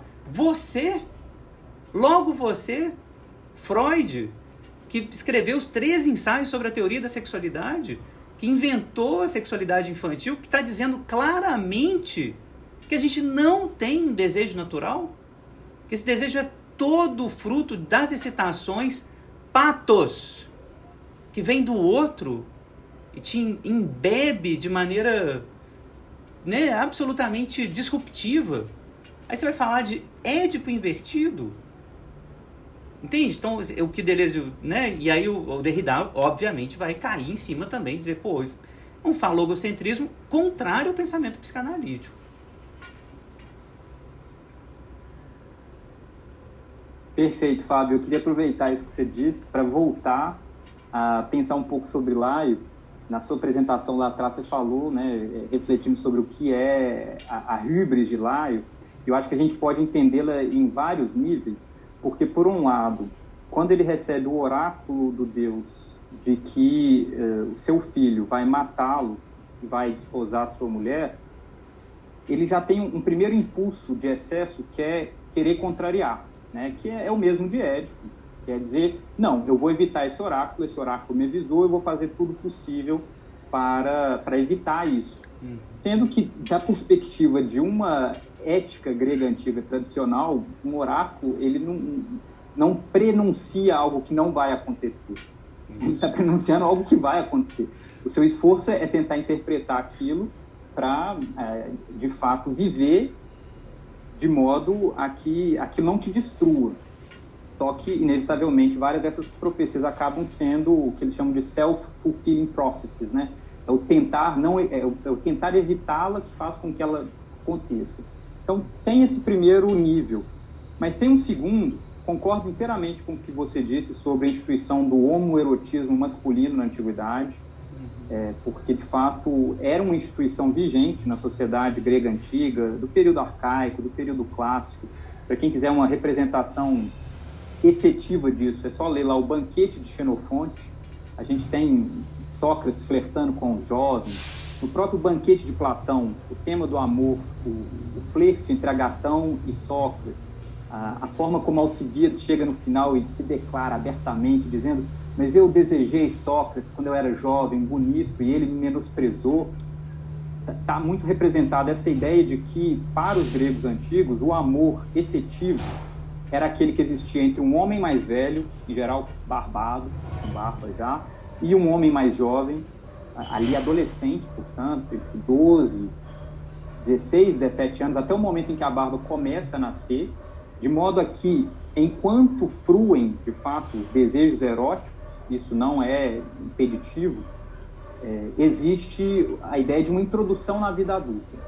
Questões políticas, questões de guerra, questões de retórica, de discurso. E isso era uma instituição de fato vigente, reconhecida, importante, com as suas regras entre os gregos, embora essas regras também fossem bastante explícitas, assim, bastante estritas, como, por exemplo, a não penetração. Essa era uma ideia básica, porque o penetrar um outro homem implicava na ideia de igualá-lo a uma mulher, e, enfim, ou a um escravo, em todo caso, a alguém que se submete. E aí os gregos antigos, muito falocêntricos, né? Tem um livro, inclusive, chamado O Reino do Falo, vai pensar aí nessa Atenas clássica. Eles veem como muito negativa a ideia de uma penetração nessa relação pederástica. É uma relação que tem sexo, a gente tem várias imagens nos vasos antigos do que é o sexo entre as coxas, do que é a masturbação, do que é o sexo oral, mas a penetração anal, ela tende a ser um pouco tabu dentro dessa relação homoerótica. Mas o que é interessante é que no mito de Laio, portanto, ele comete quaisquer que sejam os atos, né, contra Crisipo com violência. E aí sim, ele rompe as regras de hospitalidade com relação ao seu anfitrião, ele era filho do seu anfitrião, ele o sequestra, a gente imagina, então ele o força ao sexo, porque depois o jovem suicida, então não parece ter sido nada exatamente consentido. E isso, por um lado, ofende os deuses da hospitalidade, mas ofende Hera, na medida em que a escolha por Crisipo tem como objetivo romper os seus laços matrimoniais com Jocasta. Porque para os gregos antigos, a ideia básica de um casamento é ter filho. Não é viver feliz, amar a pessoa. Isso pode vir como consequência, mas a ideia básica é ter filho. E um dado que não aparece naquela versão do mito que eu li aqui pra gente, mas que está no pano de fundo do mito de Sófocles, né, no mito de Édipo em Sófocles, é que Édipo nasce quando Laio, depois de ter bebido, está sob a influência de Dioniso, transa com Jocasta da forma tradicional, com a penetração, e engendra Édipo. Então, fora de si. Isso está lá dito, né? Então, como se Dioniso tivesse permitido essa infração do oráculo, perpetrando o que Laio queria evitar a todo custo. E é isso que leva, então, à gravidez, depois a exposição de Édipo, e o mito continua. Mas é muito interessante isso que você propõe, Fábio, e aqui eu faço uma pergunta para você, de resgatar Laio na interpretação de Freud para pensar nesse complexo de Édipo. E a minha pergunta é, o que seriam as implicações de trazer Laio de volta?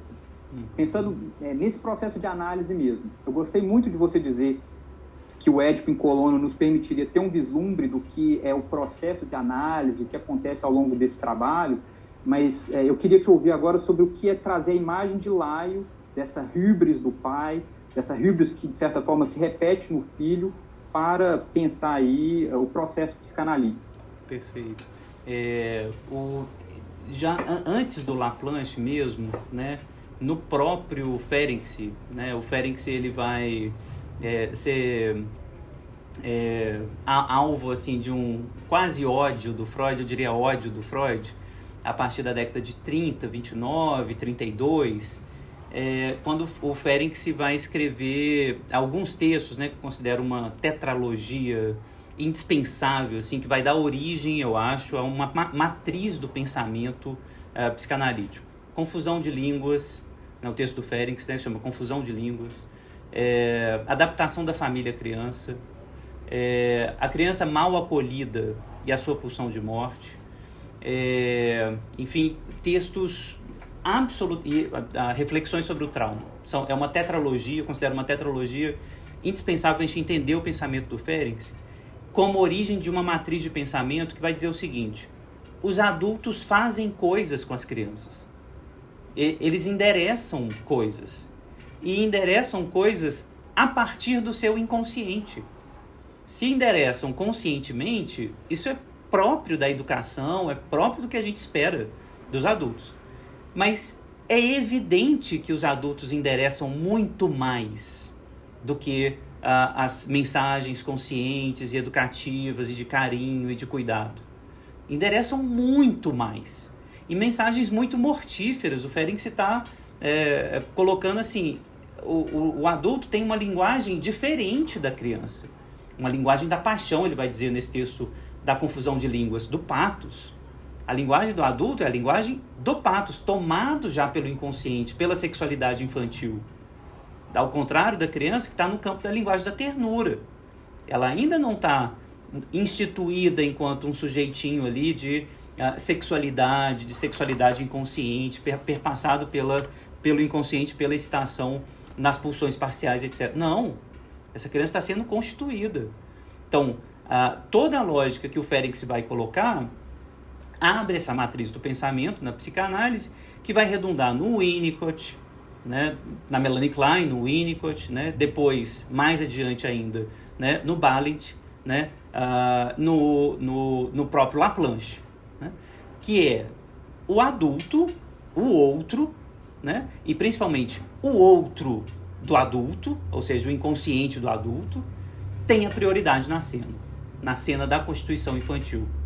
Então, toda a problemática, Rafael, assim, do que a gente vê na clínica hoje, de transmissões transgeracionais, mensagens que chegam lá do avô, coisas não ditas, né, meio ditas, mal ditas, que vão sendo transmitidas na família, respingam lá na criança e têm efeitos trágicos.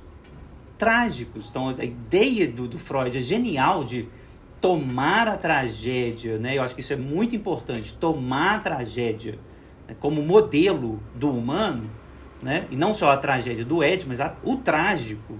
Por conta disso, o inconsciente é o que mobiliza as ações.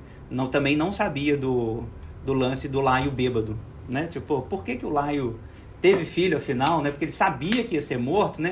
Então Dionísio foi lá e ajudou os deuses a... Você vai ver, né, se você domina ou não os deuses, né? Vamos ver se você domina mesmo, né? Então é isso.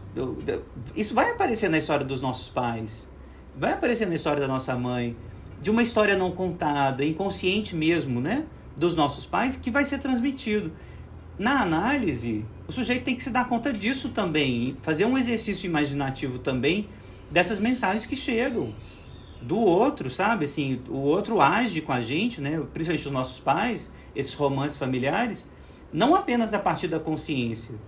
Isso ajuda a gente a interpretar melhor, né, quais foram essas mensagens, o que resta não traduzido, né, na gente, né, que veio do outro e, né, ainda exerce essa potência na gente mesmo. Perfeito, Fábio. Tem um comentário do Márcio Augusto em que ele diz que, mais uma vez, eu acho que complementa muito isso que a gente está dizendo, e mais uma vez Dioniso castiga sua própria família, uma vez que o Deus e Édipo descendem de Cádimo, fundador de Tebas, que lhe negou o culto. Lábdaco, pai de Laio, era uma oposição ao culto a Dioniso em Tebas. O comentário é perfeito, da perspectiva mitológica, precisamente isso.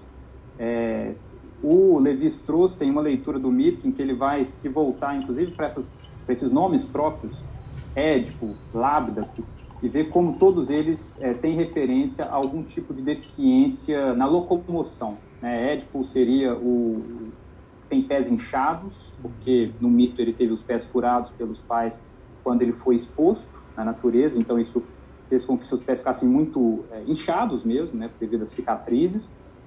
E Lábdaco é o manco, tendo inclusive na leitura levi-straussiana do mito que obviamente é herdeiro de Freud também, uma dimensão sexual, essa deficiência do pé, né? Então o pé relacionado ao falo, por ser grande demais, por ter um comportamento desviante da norma ou algo do tipo, aparece aí nessa outra leitura contemporânea, moderna do mito. E o Márcio tem muita razão. A fonte para essas informações é a Biblioteca de Apolodoro, que eu mencionei na minha apresentação lá atrás, tenta compilar esses mitos e colocá-los numa ordem cronológica, o que ajuda muito a entender esse tipo de encadeamento das ações, das gerações, que é muito difícil. Eu queria aproveitar isso que a gente comentou para trazer algo que me parece fundamental para pensar ainda a constituição de um complexo de Édipo, que transborda a figura do próprio Édipo, mas que me parece estar no horizonte de leituras do Freud, que é algo que aparece na Teogonia de Hesíodo. E eu digo isso porque lá, nos mitos de transmissão do poder, e aí toda metáfora usada é muito falocêntrica, né? A ideia do raio, a ideia do cetro, passa por violências entre gêneros e entre gerações. Porque Terra, né, uma das primeiras divindades a ser criada, segundo esse poema cosmogônico, ela gera Céu, Urano, que é, portanto, então, seu filho. Ela se une com Céu, e Céu, nessa cópula, não dá espaço para que Terra gere seus filhos. Já tem ali uma violência do pai com relação aos filhos, com relação à mãe. Terra precisa articular com Crono um plano para conseguir se ver livre de Céu. O filho mais jovem, então, promove esse plano, se vinga, né? Destrona o pai. Quando ele mesmo assume o poder, ele desposa uma irmã, Reia, que ele mais uma vez oprime, mas oprime de forma a que, quando os filhos de Reia nasciam, ele os engolia. Então é uma outra forma de opressão, mas mais uma vez tentando não permitir que seus filhos se desenvolvam plenamente. Digamos, uma forma desenvolvida ou evoluída da opressão anterior do seu próprio pai. Mas mais uma vez Reia, sua esposa oprimida, a mãe de seus filhos, vai articular com o seu filho mais jovem, mais uma vez Zeus, para se vingar do pai. Zeus então castra Crono e nesse momento consegue destroná-lo, ocupar o lugar do pai. E esse mito é muito interessante porque nesse momento Zeus lança o falo cortado do pai sobre o mar, e da espuma do esperma com sangue é que é engendrada Afrodite, a deusa do amor. para os gregos antigos. Então, tem uma ideia muito interessante ali de amor como algo relacionado à violência, a violência inclusive familiar, a lógica de um desejo violento, e me parece que isso está no pano de fundo do que Freud propõe, porque essas violências, elas são geracionais, elas têm umas estruturas com que acontecem, e Zeus depois consegue, de alguma forma, transcendê-las quando ele incorpora a sua própria mulher, Metis, a astúcia, de alguma forma se privando desses filhos iniciais que poderiam também destroná-lo. Perfeito. Mas eu queria trazer isso, eu acho que é legal para pensar. Super, super. Tá vendo, assim, parece, né, é a minha sensação, o pensamento grego está formando efetivamente o que vai ser a estrutura familiar falocêntrica que vai imperar, porque dos gregos a gente vai para o período helenístico, Roma domina a Grécia e vai pegar esses valores e vai catapultar esses valores, assim, né, junto com o cristianismo, juntando esses valores, isso vai ficar muito, muito articulado. Então, não é que os gregos estão revelando a natureza humana. Eles estão impondo, né, um tipo de leitura que vai fabricar aquilo que vai ser a família, aquilo que vão ser essas violências. E aí, super legal isso que você falou, Rafael, assim, porque é nessa dupla via da geração e do gênero, né, que o falococentrismo vai se impor, e é o que a gente vê na clínica. Então, o trágico, né, esses lugares do trágico que vão aparecer na clínica, estão muito nesses dois grandes campos, né? Que, na verdade, são 3 grandes campos que também estão lá nos gregos: o gênero, as gerações e as raças. Né, aí, não sei se você concorda, tem sempre uma conversa, né, atravessando, né, quem somos nós e quem são eles, os outros, os bárbaros, os que estão de fora e que podem ser alvo da nossa violência máxima, né? Então, assim, esses 3 campos que vão também fundar o campo do trágico, né, o gênero, a geração e a raça, ainda aparecem na dinâmica clínica hoje, né? Então, se aparece a castração lá de Uranus, né, por Cronos, né, não é isso? E depois, né, enfim, toda essa mitologia da castração, né, toda essa mitologia que vai colocar o falo no centro dessa conversa, né, os homens como dominando as mulheres, etc. Isso está sendo inventado, né? Isso não é uma descoberta, isso que eu quero insistir, isso não é uma descoberta, isso não é a natureza humana, isso é invenção mítica, e isso ganha mais força ainda quando é contada como mito. Não, isso é coisa dos deuses, gente. Não somos nós os humanos. A gente faz isso porque os deuses fazem, já fizeram e já faziam. Então, isso para mim é muito, muito relevante. Perfeito, Fábio. A Sara comenta aqui, lembrando que é Gaia que cria a arma usada na castração. É um elemento interessante porque justamente em todas essas violências intergeracionais, se por um lado a mãe, a princípio, é objeto, né, da violência do pai, ela, por meio da sua penetração ali com os filhos, né, do seu trânsito com os filhos, ela consegue dar o troco.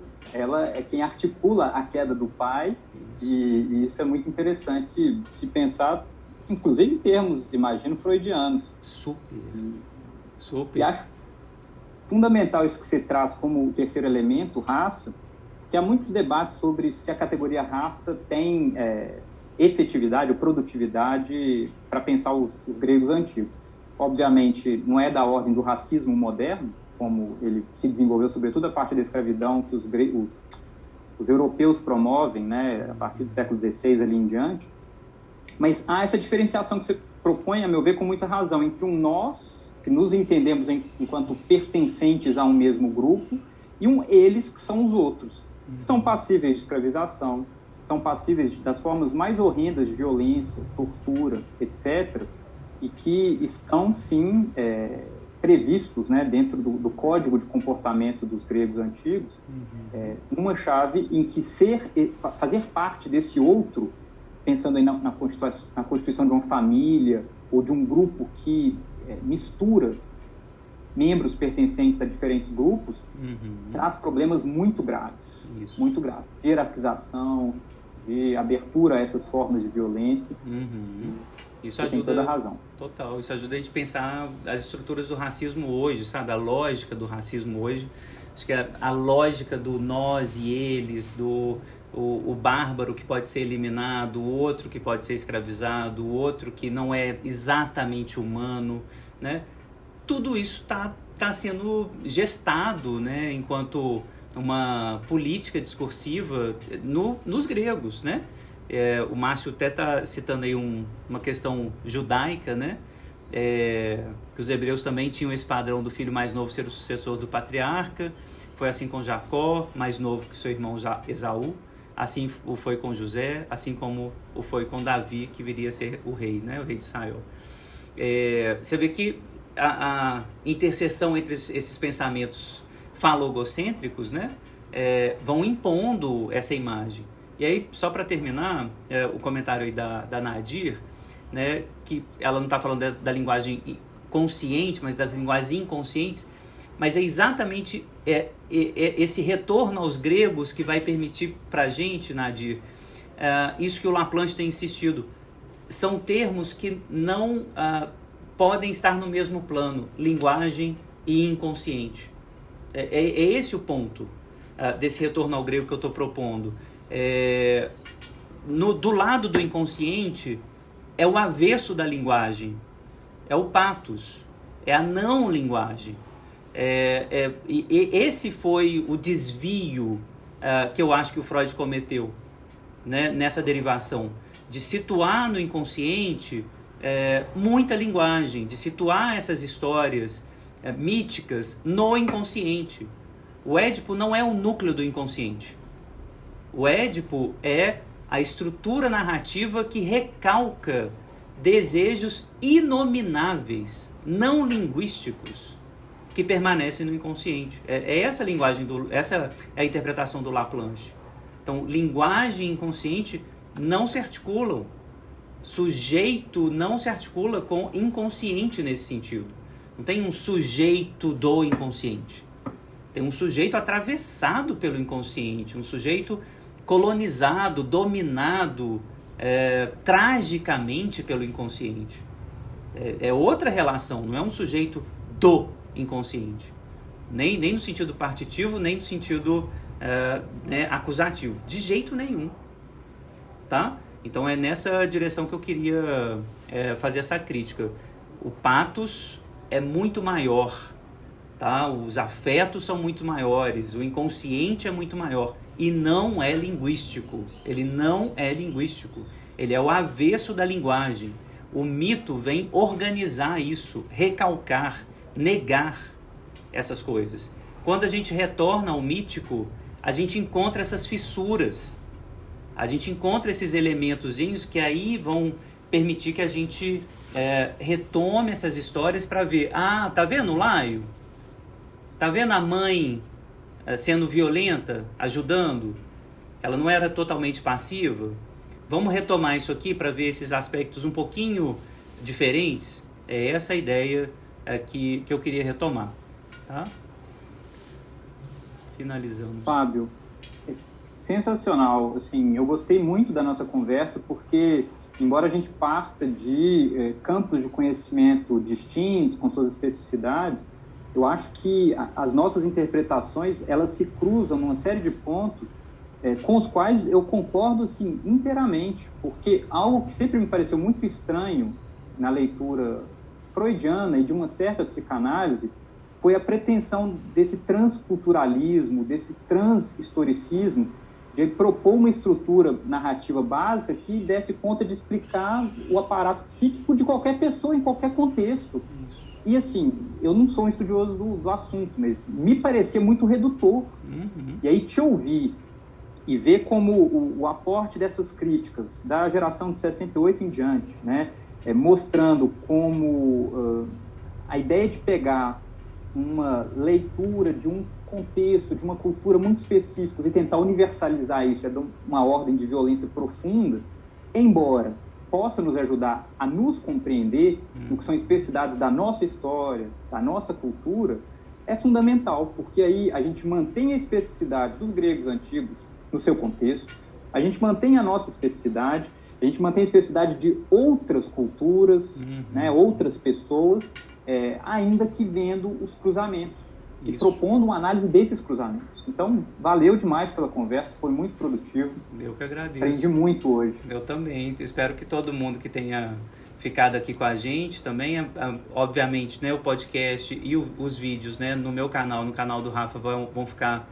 disponíveis, né, de forma pública, aberta e gratuita, de forma permanente. Então, né, para quem não pôde assistir, né, compartilhem, né, mandem aí para as pessoas, principalmente para quem está aí no inicinho da psicanálise. Esse é o meu leitor ideal, né, para quem sabe que é importante voltar aos gregos para entender também que essa leitura do Freud não tem uma fixidez, assim, não, Freud leu assim, tem que ser assim e acabou a leitura, é isso. Não, psicanálise ela é dinâmica também, tem uma história gigante, assim como os estudos clássicos, né? Tem muitas leituras da tragédia, né?